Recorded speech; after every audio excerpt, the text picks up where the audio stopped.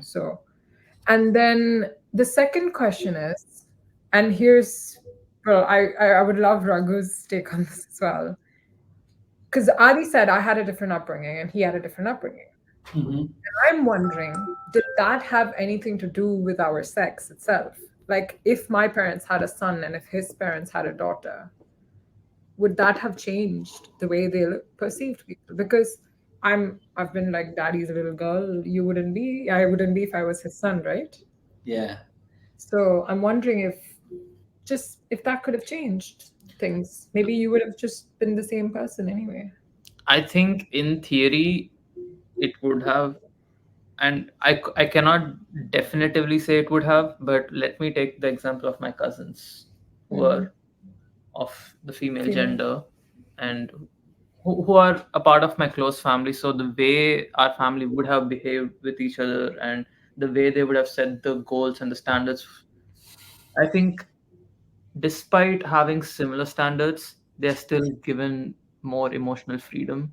So I would say yes, it would have been different. And I think it's not only my parents, it's also the society around me, which expects me to work hard and Mm. to be smart. They do not encourage procrastination. They do not encourage uh, asking dumb questions. So they respect when you say something in fewer words. So there are a lot of these things which over time, again, it's a very simple, it's like a business structure, right? If you incentivize something for me, then I have more value in growing in that direction. And maybe you are not incentivized to grow in IQ or EQ. Maybe you're uniformly a more healthy person, but at least in my case I was incentivized to be smarter in my life. Hmm. It's funny because I think it's not just you. Hmm. I think not to generalize, but I think in India, male kids end up getting less cash from their parents as well.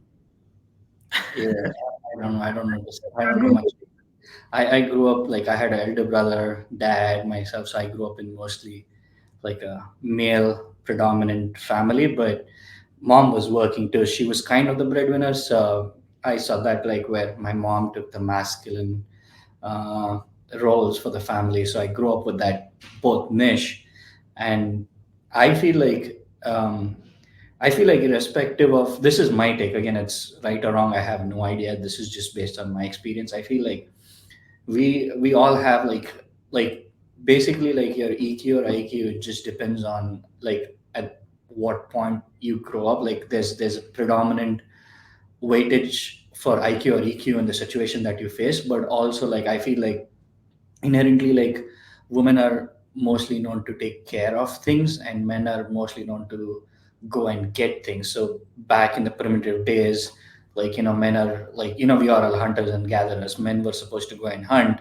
women are supposed to take care and make sure like everything is intact. So when you're thrown more a dangerous situation, I personally feel your IQ comes into place because you're in that fight or flight mode. When you're in a place where you have to think for 10 people, that's where EQ comes into place. So women are predominantly, I see women more of like thinking for the whole family.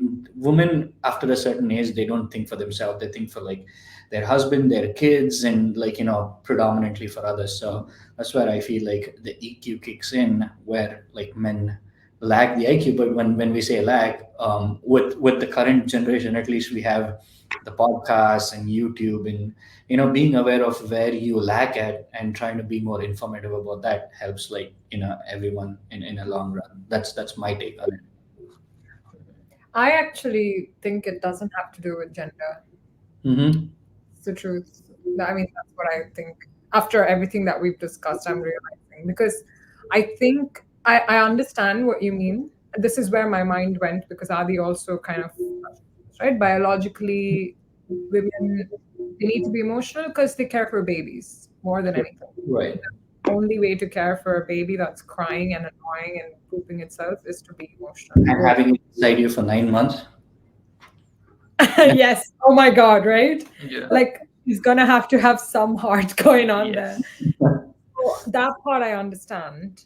But I do think because we have evolved a lot from and also while I understand that men protect and oversee, and then you mentioned fight or flight, and I'm wondering, does emotion not play a role there? Because I'm actually quite an extremist myself, and I think fight or flight is something that gets triggered a lot more than it should in a Mhm. modern human being, even for me.